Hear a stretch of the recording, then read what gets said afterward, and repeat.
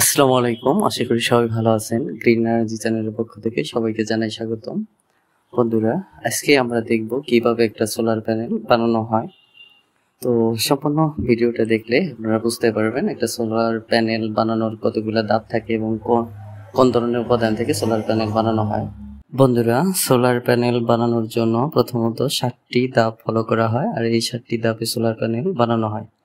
প্রথম ধাপটি হলো সিলিকন ওয়েফার তৈরি, অর্থাৎ কোয়ার্টজ থেকে সিলিকন বের করে বিশুদ্ধ করা হয়। কোয়ার্টজ হলো এক ধরনের খনিজ পদার্থ যেটা মোটামুটি পৃথিবীতে অনেক বেশি পাওয়া যায়, আর এখান থেকে সিলিকন বের করে সেই সিলিকনকে বিশুদ্ধ করা হয়। তৃতীয় ধাপটি হলো সেল কাটা, অর্থাৎ সেই সিলিকন বের করে সোলার প্যানেলের জন্য সেল বানানো হয়। সোলার প্যানেলের প্রধানত দুই ধরনের সেল হয়ে থাকে, একটা হলো মনোক্রিস্টালাইন আর একটা হলো পলিক্রিস্টালাইন।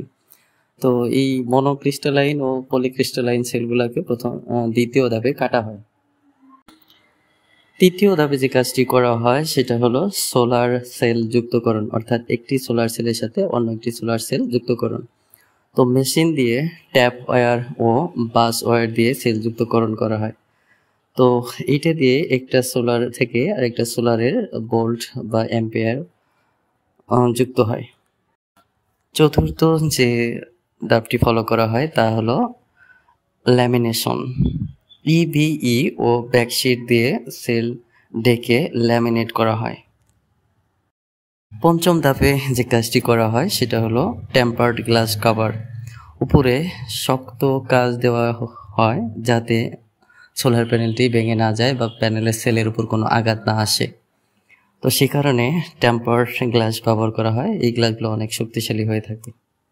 ষষ্ঠ ধাপে যে কাজটা করা হয় ফ্রেমিং ও জংশন বক্স যুক্তকরণ।